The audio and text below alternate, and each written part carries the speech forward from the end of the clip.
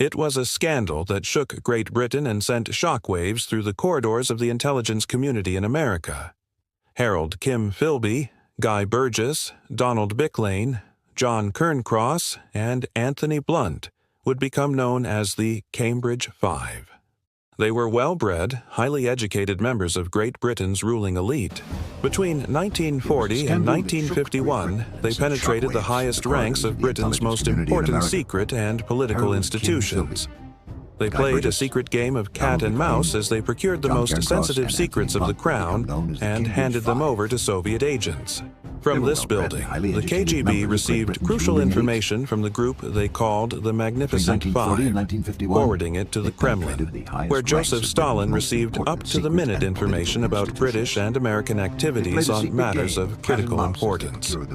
To this day, there is a considerable debate about their movements, their methods, and their motivation, but there's little argument that they were the most successful spy ring in history. The Five all attended Cambridge University, 60 miles outside London. It was the early 1930s, and Cambridge was synonymous with academic excellence and social ritual. The best minds from the best families walked the halls, competing for intellectual honors and learning the subtle social skills necessary to succeed in British society. The milieu was one of privilege, fine education. They all joined various political clubs. Maclean was actually a briefly member of the Communist Party in Cambridge. One of the great oversights of British counterintelligence was not to have realized this. But he convinced them that this was a youthful aberration, and he changed his mind. Donald Maclean was the son of a well-respected diplomat. Kim Philby was also the son of a full-time diplomat and Arab scholar. John Cairncross came from a working-class background, but distinguished himself early on as a gifted linguist with a brilliant mind.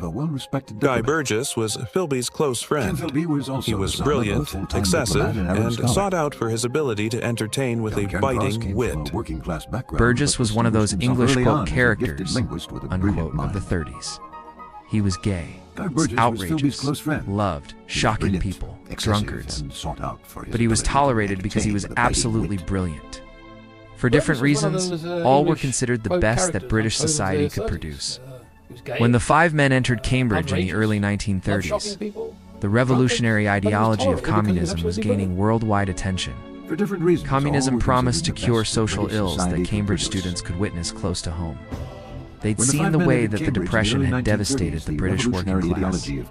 They'd watched the hunger marches pass through Cambridge, and watched the rise of Nazi Germany. And they all came to the conclusion that a capitalism was not going to be able to cope with the coming crisis. And that the democratic nations weren't being able to stand as a bulwark with the rise of fascism.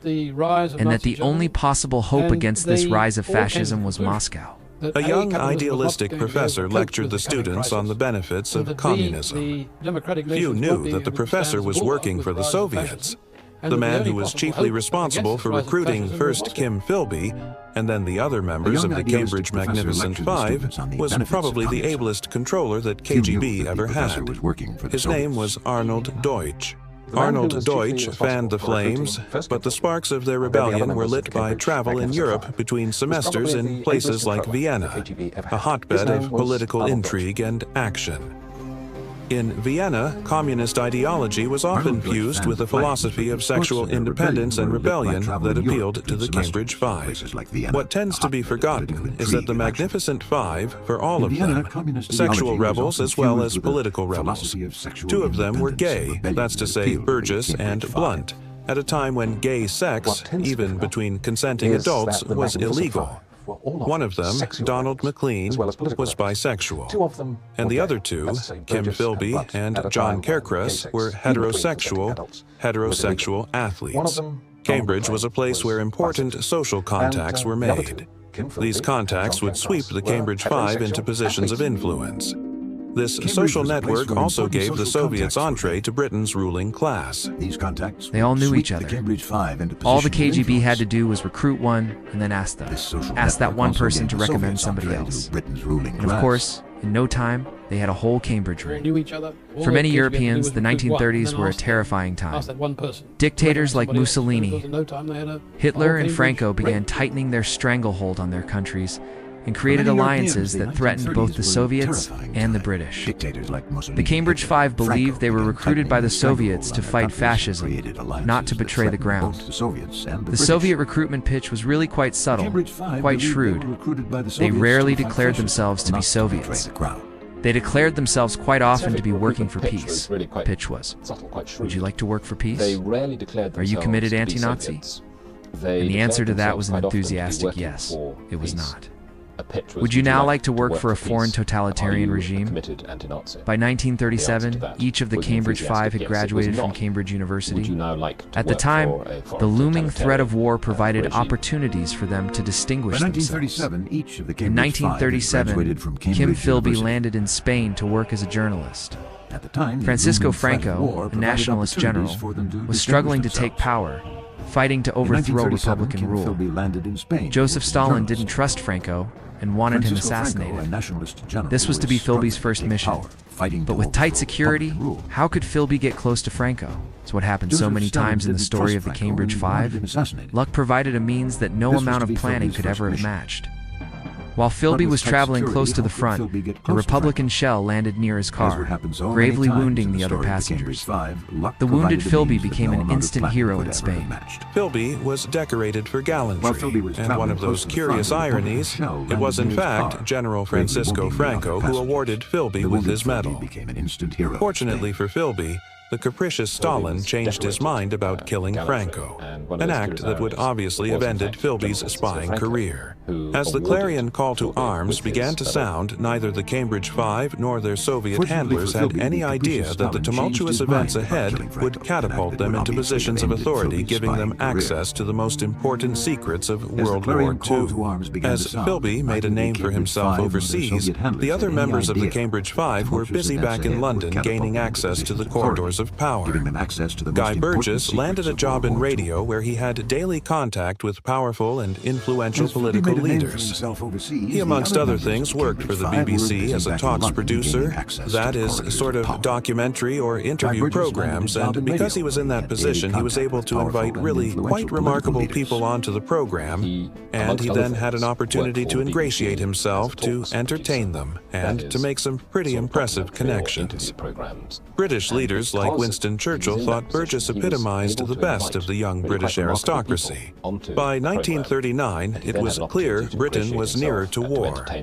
That year, Stalin betrayed Western leaders, entering into a pact with his enemy, that old Hitler. Many ardent supporters of communism then turned away from the Soviet Union, recognizing Stalin's opportunism as a sign that perhaps the Soviet Union did not embody the utopian ideals it espoused. But the Cambridge men couldn't admit they had been wrong. It's not about admitting they were wrong. They simply persisted. They were also intellectually arrogant to an extraordinary degree, and in the end, that was their undoing. By the spring of 1940, the Cambridge Five found themselves in the middle of the greatest military enlistment in Britain is history. Overnight, top-secret organizations like MI5 and MI6, the domestic and foreign divisions of the Secret Service, were expended. A sudden need to staff newly created war agencies provided opportunities for two of the Cambridge Five to enter the clandestine world of British intelligence. Donald Maclean entered the Foreign Office, the diplomatic corps of the British government. Maclean had access to top-secret political plans, but Guy Burgess would be the first Soviet spy to compromise the British Secret Service. Guy Burgess was effectively recruited both by the Secret Intelligence Service as a propagandist, and who had a knowledge of radio, and by MI5, who used his homosexual talents to recruit and run agents. So he had, in effect, feet in three different camps: the homosexual world, the journalistic world, and the secret world. Burgess' contacts were considerable, and his intellect highly regarded. At first, his eccentric behavior was not only tolerated, it was valued. You would think that such a man who drew such attention to himself was not the ideal person to be a spy, but it works both ways. People would say Burgess is a spy. Guy couldn't possibly be a spy. I mean, look at the way he behaves. So his outrageous behavior was actually, you could argue, a good cover for being a spy. MI6 was Britain's top secret agency.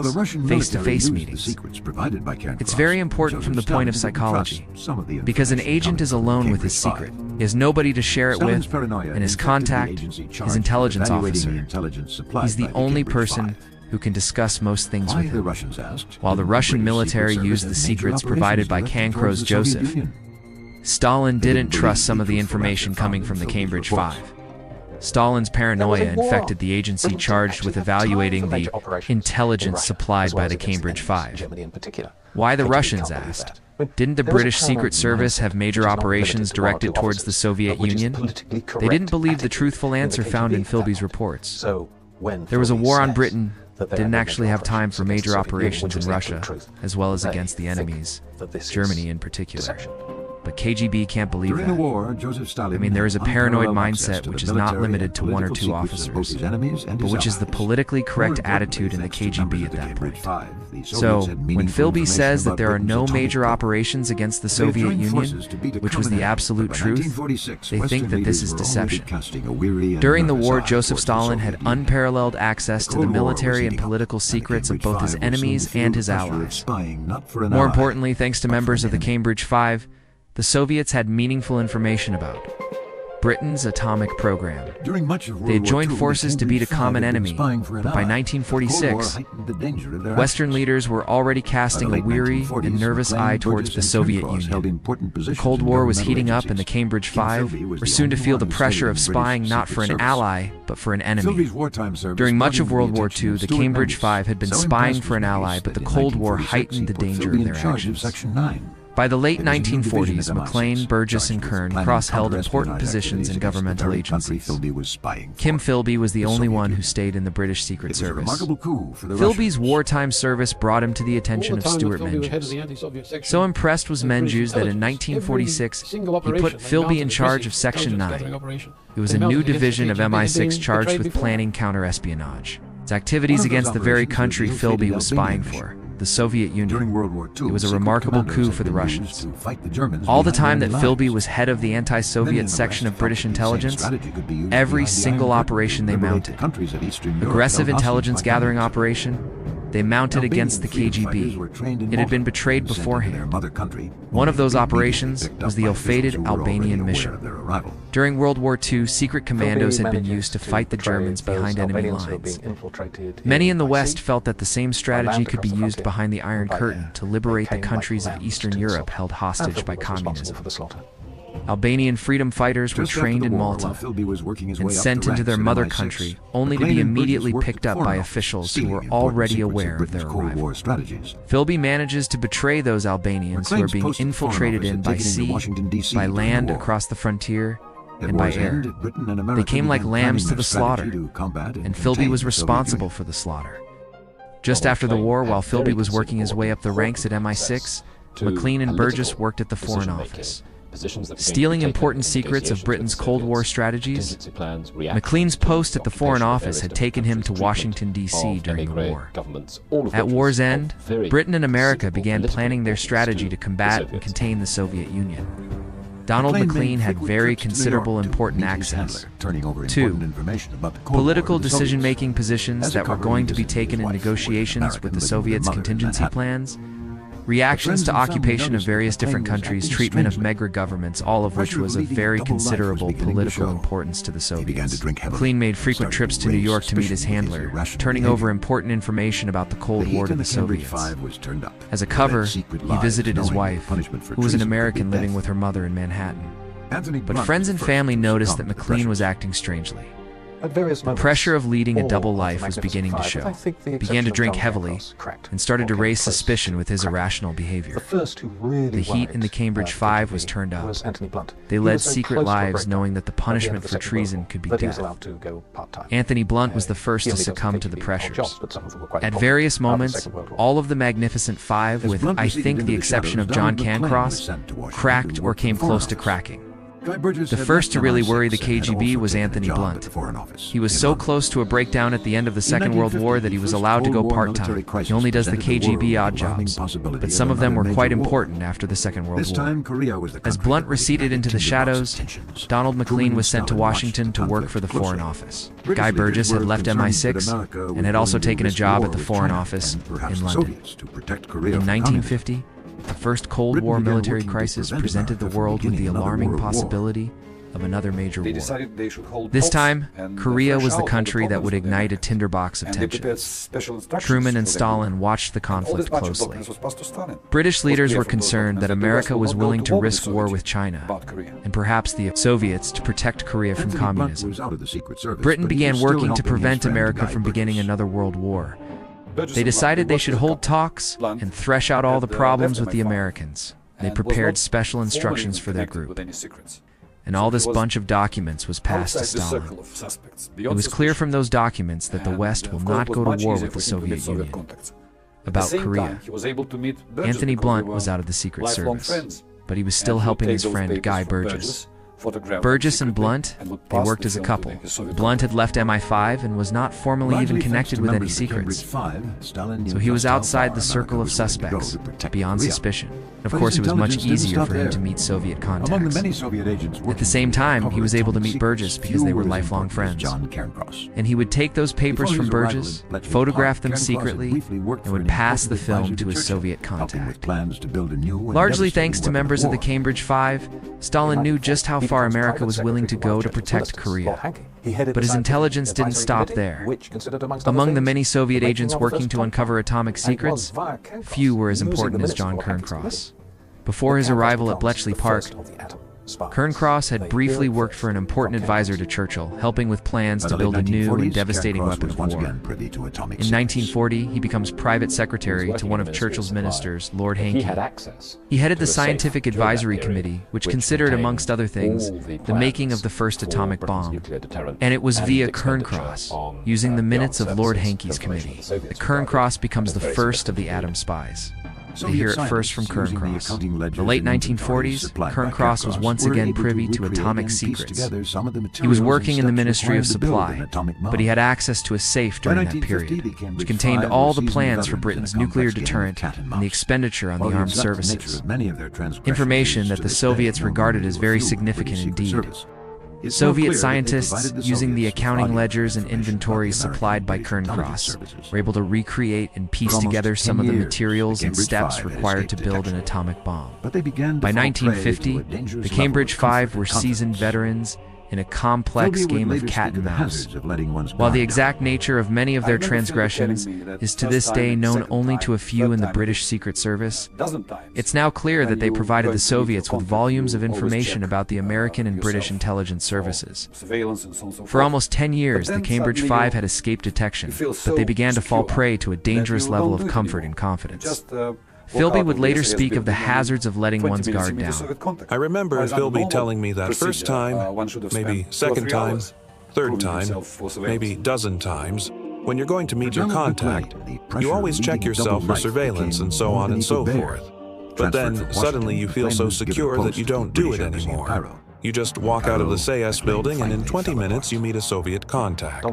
Whereas under normal procedure, one should have spent 2 or 3 hours proving himself for surveillance. For Donald McLean, the pressure of leading a double life became more than he could bear. Transferred from Washington, McLean was given a post at the British Embassy in Cairo. In Cairo, McLean finally fell apart. Donald McLean does have a nervous breakdown, although it's of a pretty bizarre kind. It reaches a peak, I suppose, in Cairo, where he was a British diplomat in the spring of 1950. And, with one of his friends, he goes on an extraordinary mission of destruction to the apartment of 2 secretaries working at the American Embassy. After a brief hospital stay, McLean was not only reassigned, he was promoted and sent back to London. Far from arousing suspicion, his behavior was attributed to his intense devotion to his work and his long hours of service to the Crown. Amazingly, despite complaints from the American Embassy, he subsequently went on to head the American department in the British Foreign Office. At the end of the 1940s, Kim Philby was sent to Washington, D.C. as an MI6 representative. It was there that he learned of an alarming secret project, a project that would spell the beginning of the end for the greatest aspiring in history. By 1950, the Cambridge Five were beginning to weaken under the intense pressure of living secret lives. Their days as Soviet spies were numbered. Kim Philby and Guy Burgess had been transferred to Washington. D.C. Donald McLean had left Washington and, despite his unstable behavior, had been named head of the American Division of the Foreign Service.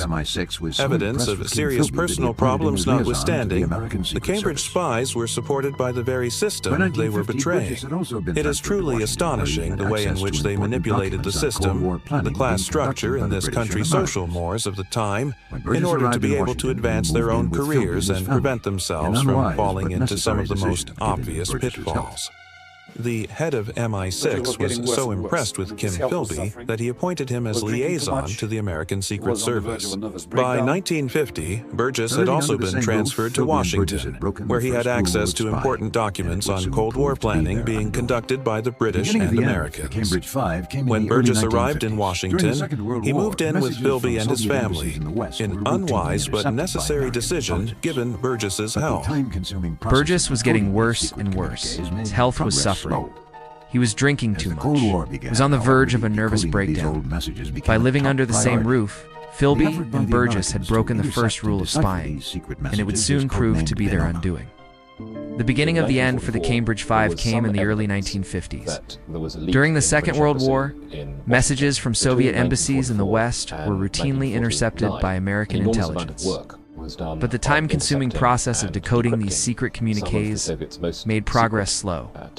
As the Cold War began, however, the decoding of these old messages became a top priority.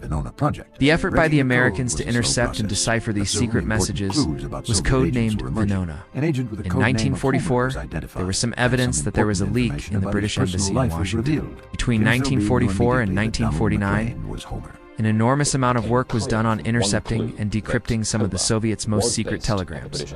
Philby's status in the Secret Service gave him extraordinary access to the progress of the Venona project.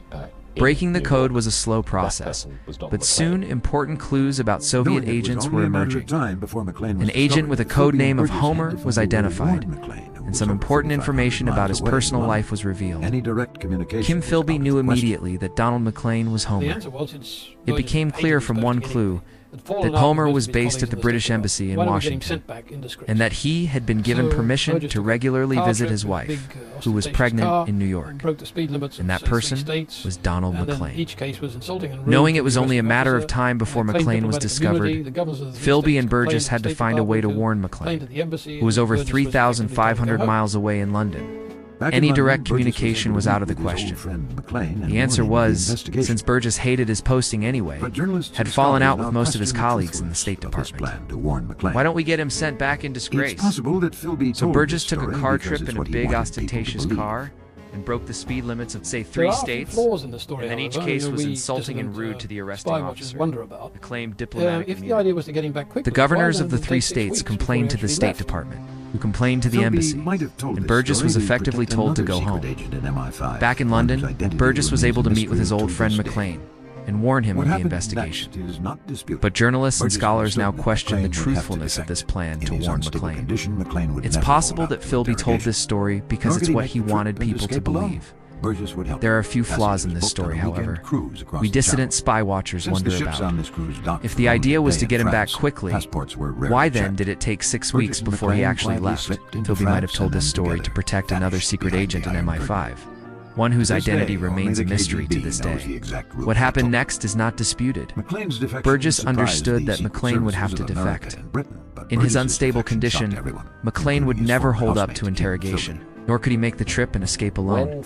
Burgess would help him. The passage was booked on a weekend cruise across the Channel. Since the ships on this cruise docked for only a day in France, passports were rarely checked.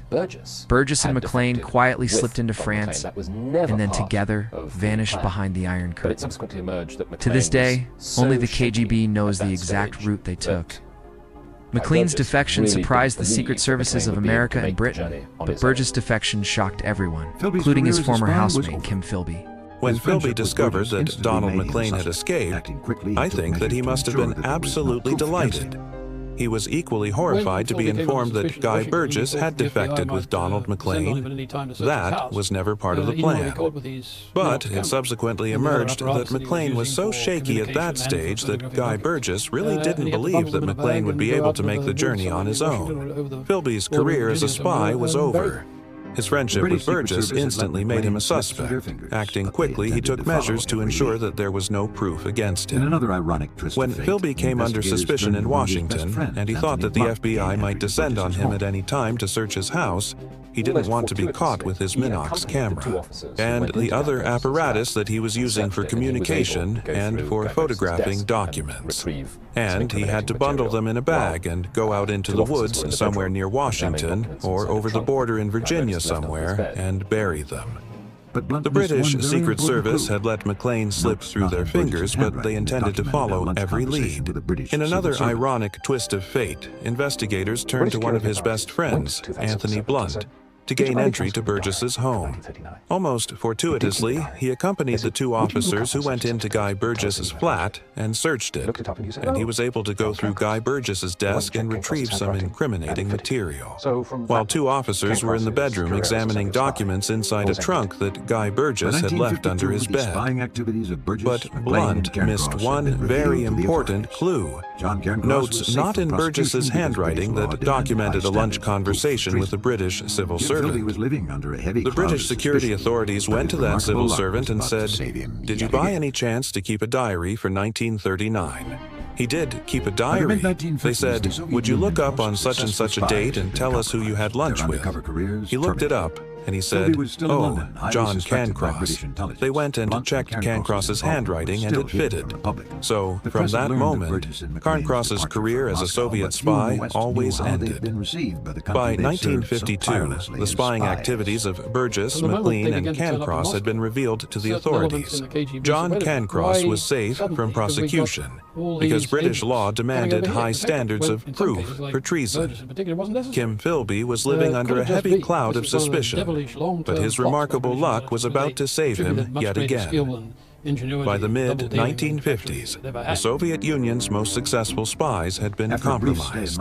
Their undercover careers terminated. Philby was still in London, highly suspected by British intelligence. Blunt and Cancross's involvement were still hidden from the public. The press had learned of Burgess and McLean's departure for Moscow, but few in the West knew how they'd been received by the country they'd served so tirelessly as spies. From the moment they began to turn up in Moscow, certain elements in the KGB said, "Wait a minute. Why suddenly have we got all these agents coming over here defecting, when in some cases, like Burgess in particular, wasn't necessary? Could it just be that this is one of those devilish long-term plots by British intelligence, who they attributed much greater skill and ingenuity in double-dealing than actually it ever had?" After a brief stay in Moscow, Burgess was transferred to a small town on the Volga River, a place where the KGB could keep a close eye on him. His chronic alcoholism began to take a toll on his health. Throughout the 1950s, Philby lived in limbo, carefully watched by the British Secret Service. He was out of work and drinking heavily. Officially, Philby was persona non grata at MI6. Unofficially, there were those who remained loyal to him, unconvinced that he was in fact a Soviet spy. There were two interrogators who confronted Kim Philby. One was a former wartime MI5 officer, Helenis Milmo. He adopted a rather bullying and blustering approach to Philby, which Philby in his memoirs says that he resented. The other approach was Jim Scarden, MI5's resident interrogator, who adopted the more fatherly approach, arm along over the shoulder. "Now come on, my boy. Let's talk through what must have happened." Then, as had happened so often in his career, luck intervened. Marcus Lipton was a member of Parliament, acting on a tip from a secret source. He accused Philby of being a spy. That caused a statement to be made by the government in the Commons, which was extremely unfortunate, but it was in effect exonerating Philby because at that time there was absolutely no evidence against him, and the government was obliged to clear him publicly. Philby took advantage of Britain's libel laws, demanding either proof of the charges or an apology. Since proving the case was nearly impossible, the government was forced to exonerate him publicly. Once again, a master spy had gotten himself out of trouble. Philby held a press conference, and he used that occasion to in effect start again. To Beirut as a journalist, as a newspaper correspondent for The Economist and for The Observer. In Beirut, Philby spent time with his ailing father, and he began to write articles for the New Republic. Remarkably, he was again approached by the ghosts of his secret past, both British and Soviet. Kim Philby's role as a foreign correspondent was to report as a stringer. He wrote plenty of articles. We also know, in fact, that he was in touch with the Secret Intelligence Service fairly continuously, and may have supplied that organization with some information. He was also, of course, in direct and constant contact with the Soviets. But Philby's luck was about to run out. Philby believed himself In to be a December great of hero in the eyes of the 1962, Soviets. MI5 When he discovered arrived in Moscow, evidence the that reception implicated was much Philby as a cooler key than he'd member of the expected. Cambridge spy ring. When he Working goes to together, Moscow, MI5 and MI6 sent a representative to Beirut to confront Philby. This time, he finally broke, admitting that he had spied for the Soviets. Philby was interrogated on a Friday. By Saturday, he had disappeared.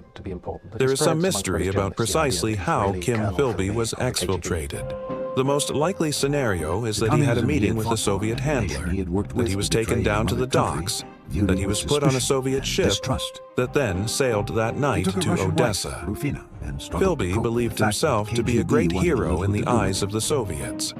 When he arrived in Moscow, the reception was much cooler than he'd expected. When he goes to Moscow in 1963, he finally defects.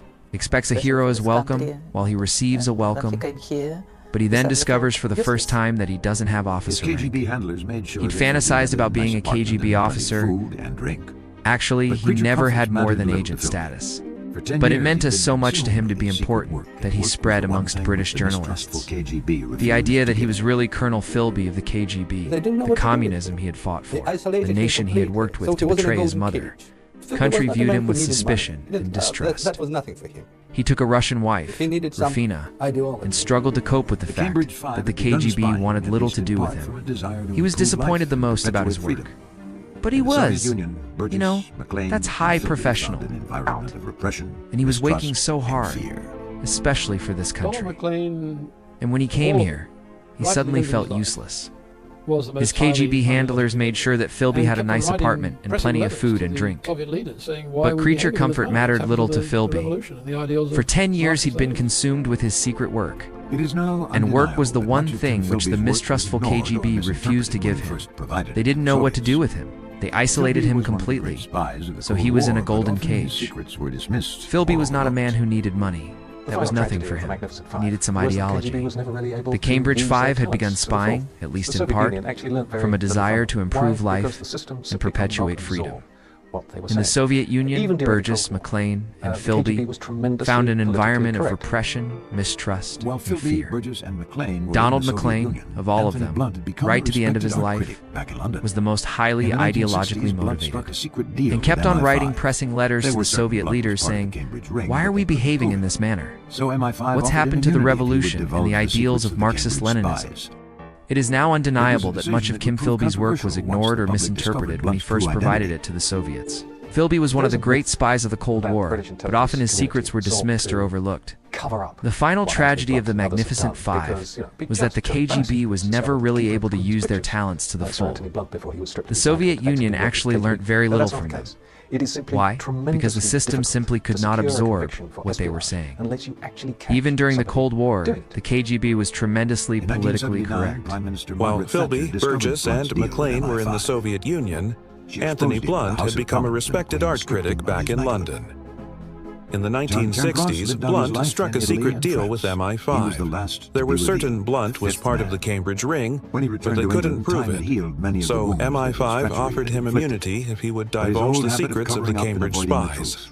It was a decision that would prove controversial once the public discovered Blunt's true identity. There is a myth that the British intelligence community sought to cover up what Anthony Blunt and others had done, because it would be just too embarrassing if it was discovered that the Keeper of the Queen's pictures surrounding Blunt before he was stripped of his knighthood had actually been working with the KGB. That's not the case. It is simply tremendously difficult to secure a conviction for espionage unless you actually catch somebody doing it. In 1979, Prime Minister Margaret Thatcher discovered Blunt's deal with MI5. She exposed him in the House of Commons, and the Queen stripped him of his knighthood. John Cairncross lived out his life in Italy and France. He was the last to be revealed, the fifth man. When he returned to England, time had healed many of the wounds that his treachery had inflicted, but his old habit of covering up and avoiding the truth remained intact. Can you say whether you ever passed any secrets? That is a matter in which I could only reply, no comment. There were certain accusations against me, certain evidence. That was examined, and no action was taken. I am entirely unable to add to these because certain rather delicate issues are involved. But the truth was soon revealed. John Cairncross had indeed been one of the first atomic spies. Harold Kim Philby died in Moscow in 1988. The times had changed, and along with them, the Soviet perception about Philby's service and contribution. He was given full knowledge and military honors and buried in Kuntsevo Cemetery, the resting place of many distinguished war heroes and honored citizens. In the end, the Cambridge Five risked it all for a system that today lies in ruins, and there are still many unanswered questions about their activities. Pertinent MI5 files remain secret, and many of the MI6 and KGB files are still under lock and key. The full story of the Cambridge Five may never be known. What is known is that the Cambridge Five will go down in history as one of the greatest spy rings of the 20th century.